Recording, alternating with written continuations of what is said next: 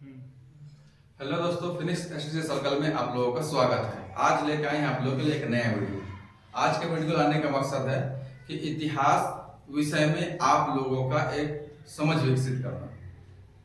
तो आज चलिए हम लोग शुरू करते हैं इतिहास को। कि इतिहास के बारे में समझेंगे कि इतिहास क्या है और इतिहास में किन बातों को पढ़ा जाए, किसका अध्ययन किया जाए, ताकि हम जिस परीक्षा की तैयारी कर रहे हैं, जिस प्रतियोगिता परीक्षा की तैयारी कर रहे हैं, उस प्रतियोगिता परीक्षा में इस विषय से कोई भी सवाल हमसे रह न जाए और हम अपनी सफलता को सुनिश्चित कर सकें। तो आइए हम लोग देखते हैं कि इतिहास क्या है, इसको कितने भागों में बांटा गया है और इसको बांटने के पीछे क्या दृष्टिकोण था इतिहासकारों का, और हमारे भारतीय इतिहास को फिर कितने भागों में बांटा गया ये भी देखेंगे। तो सबसे पहले देखते हैं कि इतिहास क्या है। इतिहास के बारे में हम लोग आम सी बात अवधारणा है कि जो बीती हुई बातें हैं उनका जो अध्ययन है। लेकिन क्या सभी बीती हुई बातों को पढ़ना या अध्ययन करना क्या वही इतिहास है? पता है कि नहीं, बल्कि बीती हुई बातें तो हैं, लेकिन वह महत्वपूर्ण घटनाएं जिनका अध्ययन करना जरूरी है, जो वर्तमान के संदर्भ में क्या है, प्रासंगिक है, उसका कुछ सिग्निफिकेंस है वर्तमान में, वैसे घटनाओं का अध्ययन करना क्या कहलाता है? इतिहास कहलाता है। इतिहास के father of the history Herodotus को माना जाता है। इन्होंने ही पहली बार अपनी बुक द हिस्टोरियंस लिखा था और उन्होंने हिस्ट्री शब्द का इस्तेमाल किया था। अब आगे आके देखते हैं कि हम लोग हिस्ट्री को कहां से अध्ययन करेंगे, कि हिस्ट्री का पीरियड हम लोग कहां से लें।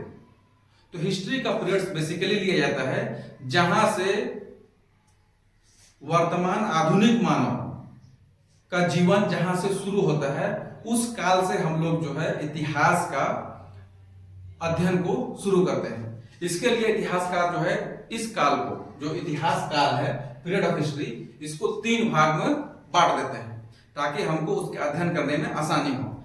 इसमें सबसे पहला जो है वो पीरियड है, उसे प्री हिस्टोरिक पीरियड कहते हैं।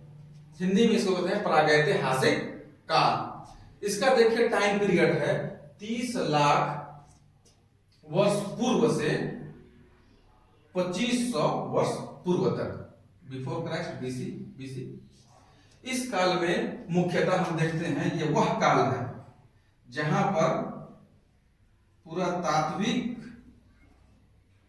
साक्ष्यों के आधार पर अध्ययन किया जाता है। और पुरातात्विक साक्ष्य कहते हैं जैसे कॉइन्स मिला है, या जो है पेंटिंग मिला है, या फिर जो है आइडोलेट्री आइडल मिला है, इसके आधार पर हम इसका जो है अध्ययन करते हैं। और इसमें जो है कोई लिखित साक्ष्य नहीं मिला है, लिखने का कोई साक्ष्य नहीं मिलता है। उस पीरियड के, उस काल को हम लोग जो है प्री हिस्टोरिक पीरियड या प्रागैतिहासिक काल कहते हैं। दूसरा जो पीरियड है प्रोटो हिस्टोरिक पीरियड, इसको कहते हैं आदि ऐतिहासिक काल। इस काल का टाइमिंग है 2500 बीसी से 600 बीसी तक। अब आप लोग ये समझिए इसमें कि इसको जो है आदि ऐतिहासिक काल क्यों कहते हैं। इसमें 2 बात है। पहली बात यह है कि इसमें जो है लिखित साक्ष्य तो मिला है, लिखित साक्ष्य मिला, लेकिन इसको पढ़ा नहीं गया, इसको पढ़ा नहीं जा सकता। यहां पर ये वाला जो पीरियड है इसका एग्जाम्पल है पाषाण काल या स्टोन एज कहते हैं। और इसका काल, इसका एग्जाम्पल है सिंधु घाटी सभ्यता। सिंधु घाटी सभ्यता, कि सिंधु घाटी सभ्यता में लिखने का साक्ष्य तो मिलता है, इसमें लिपि मिला है, लेकिन इसमें जो लिखा गया है उसको अभी तक पढ़ा नहीं जा सका। एक इसमें और कॉन्सेप्ट है इस वाले में कि एक पीरियड है इसी में वैदिक पीरियड, वैदिक काल। यहां पर लिखित साक्ष्य मिला है, लिखित साक्ष्य मिला है, लेकिन इसकी पुष्टि पुरातत्व नहीं करता है। तो इसमें दो काल आते हैं, एक सिंधु घाटी सभ्यता और एक वैदिक काल। तो ये दो काल को आदि ऐतिहासिक काल कहा जाता है। अब हिस्ट्री किसे कहेंगे? हिस्ट्री का वह काल है जहां पर लिखित साक्ष्य भी है और इसको पढ़ा भी गया,